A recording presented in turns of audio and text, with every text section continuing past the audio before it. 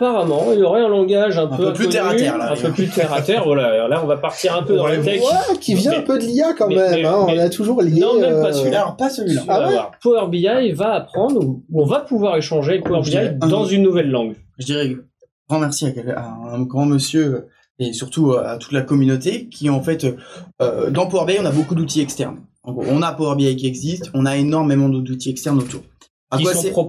Qui sont proposés par la communauté, par des entreprises ou la communauté, de façon gratuite ou payante, ça dépend, et qui permettent en fait d'étendre la puissance de Power BI. Très bien. Derrière Power BI et distinguons le côté visuel de Power BI du côté modélisation de Power BI. Il y a tout un côté modélisation, récupération de données, transformation, calcul, liaison entre les tables. Derrière tout ça, à l'heure actuelle, on a un pseudo-langage qu'on appelle le TMSL. Donc ce langage qui ressemble à du JSON. Voilà. Donc si je l'ai, attendez, c'est le nombre de voyelles pour faire un donc Power BI, c'est le Tabular Model Scripting Language. Au cas où on l'a pas dit, ça paraît connu, mais Power BI qui fait partie de la Power Platform de Microsoft, qui est l'outil de restitution de données de l'éditeur. Excusez-moi, voilà. Et sur lequel on peut prendre des données, des fichiers. On peut récupérer de la donnée, la modéliser, la transformer, faire des liens, faire des graphiques, des rapports, des dessins pour prendre des décisions. Ça c'est ton côté low code.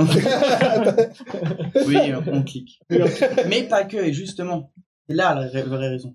C'est que derrière, de temps en temps, on a besoin d'industrialiser. Donc cliquer, c'est bien, mais il faut industrialiser. Industrialiser, derrière, ça se base forcément sur un langage. On n'industrialise pas des clics, sauf si on fait du RPA et que là on enregistre une séquence. Il a vu le coup venir. Le RPA, pour ceux qui nous écoutent, c'est les robots qui reproduisent des comportements humains, c'est-à-dire quand on fait des tâches répétitives, comme à l'usine, on voit les vieux dessins d'usine. C'est aujourd'hui, si je dois recopier des données d'une case à l'autre, faire des tâches répétitives, c'est le RPA. Voilà. Et donc, nous, on peut pas tout faire en RPA parce que on sait pas faire du RPA et même il y a de l'intelligence, il y a beaucoup d'intelligence. Et donc derrière ça, il y a le Tabular Model Scripting Language qui permet en fait, c'est une sorte de JSON géant. Et en gros, ce JSON, c'est tout ton modèle, donc toutes tes tables, toutes tes colonnes, le type de tes colonnes, tous tes calculs, qui est décrit dans un fichier de façon de type JSON. illisible. Ok. Voilà. Et c'est le constat de base, c'est que c'est difficile à lire. Donc, il y a eu le développement de ce qu'on appelle le TMDL. Là, je l'ai aussi. Ça sonne le Tabular Model Definition Language. Ça sonne comme un nom de produit stupéfiant quand même. Oui, est-ce que c'est aussi stupéfiant? C'est un langage. Et en gros, ça ressemble plus au YAML, donc c'est beaucoup plus facile à lire. Donc qu'est-ce que ça va faire? C'est plus descriptif, mais c'est surtout, ça fait plus des objets. On va se dire, voilà, j'ai telle table, cette table, ça devient un fichier. Et en fait, ce qui va être très utile derrière pour les développeurs Power BI, c'est qu'à l'intérieur de ce langage est reconnu le M et le DAX. Les deux langages qui permettent de faire du développement.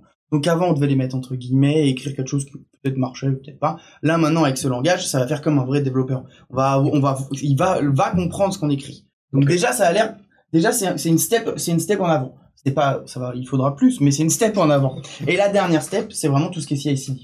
Oui, l'idée derrière, c'est quoi le CI/CD? L'idée derrière, c'est un peu l'industrialisation du versionning, c'est-à-dire j'ai une version A, une version B, une version C, j'ai envie de savoir quelle est la différence entre ces versions. Ça a toujours été un gros problème sur Power BI. Et là, à l'heure actuelle, on peut le faire avec l'ancien langage sur un fichier de 20 000 lignes. Là, maintenant, c'est découpé en objets. Par exemple, ma table, vente, c'est un objet, vente. Donc déjà, ça va être beaucoup plus simplifié. Et elle pourrait être versionnelle. Et elle pourra être versionnée comme pouvait l'être avant. Mais avant, on versionnait l'entièreté du modèle. C'est ça. Donc là, on pourra voir la différence, elle s'est jouée où. Voilà, et on pourra collaborer plus facilement, en fait. On pourra faire travailler plusieurs personnes en même temps parce qu'ils travailleront pas sur un seul énorme fichier.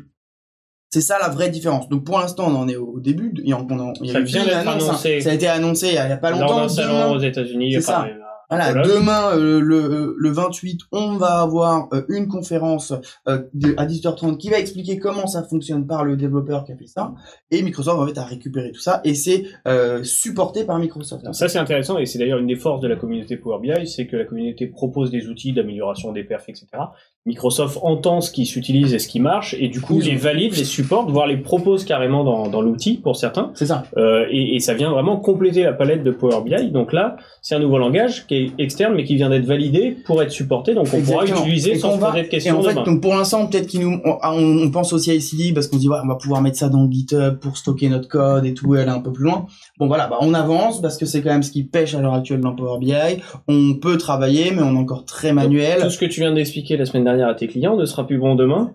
d'un point de vue DevOps. Ça sera différent. Revenez ça sera nous voir. potentiellement différent. On a des choses à dire. Ça sera plus professionnel. Ouais. Disons. Ok. Voilà. Et donc c'est vraiment. Alors par contre, je veux dire, toutes ces annonces-là, c'est pas pour le viewer Power BI, c'est pas pour quand on fait juste des petits graphiques. Non, c'est pour vraiment tout ce qui est plus en amont. Côté entreprise. Voilà. Réellement. Vraiment développement. On n'est pas sur le Citizen Developer. Voilà, on est sur l'IT. On est plus developer. sur le Text ID ou l'IT Pro. On est plus sur les levels. Plus sur l'IT Pro. Voilà. Ils le disent dans la presse. Ils disent pour pro developers.